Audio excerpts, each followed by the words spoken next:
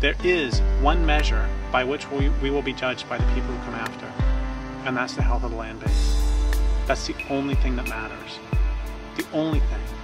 They're not going to care for nice people.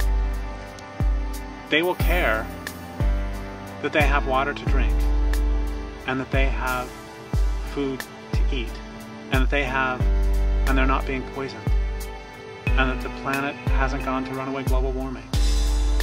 That is what matters.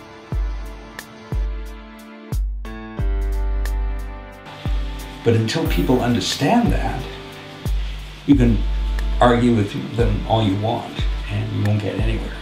They really have to see that and accept that before you can have any sensible conversation about what to do about that.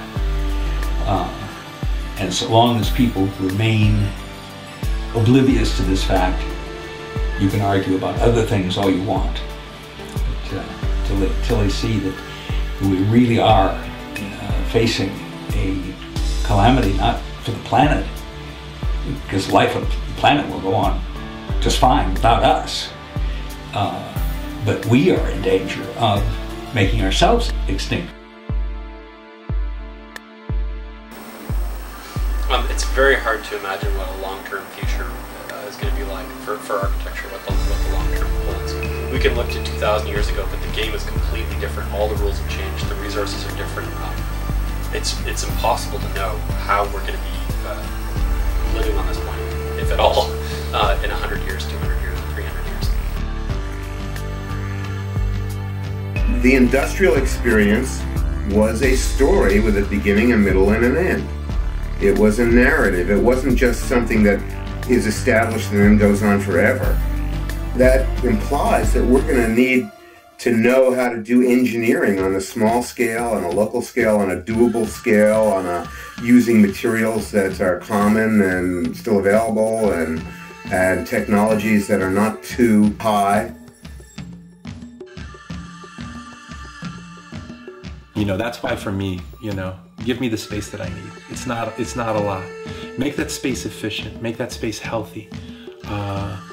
Make it in a way that when it's over, I feel good about what's gone because of what I did.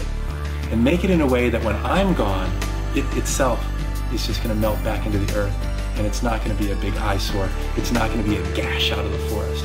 My house is not going to be a gash out of the forest. I've been in many cob buildings, and they're wonderful. Cob is a real favorite of mine because it's so, you can be so playful with it. You know, you can make these shapes, organic shapes, and so on. You know, you can build hobbit houses, and you let your imagination run wild. You know, you're not confined to these, you know, flat walls that end in square corners, which is really so boring. The square box is in fact one of the worst structures you could ever invent. You notice that nature never has anything square. There's a reason for that, because probably if there was anything square ever in the 5 billion years history of nature, it would lasted maybe a minute, because the square box is probably, from my research, the most inefficient, ineffective shape in the universe. We need to reinvent these ideas around sheltering ourselves such that it allows us to enhance community, because in the energy scarce future, the real social security will be being on good terms with your neighbors. So we need to figure out how our living arrangement can support that, can support us being on good terms with our neighbors, being friends, being there, showing up for other people who live near us. Is it possible to offer people a different cultural paradigm? What's really important to us is our relationships with the people around us, our relationship with the place that we live, our relationship with the stuff in our lives that we eat, that we clothe ourselves with, that we build with. By focusing on those relationships, I think there's a positive ripple effect that will lead out into the rest of the world.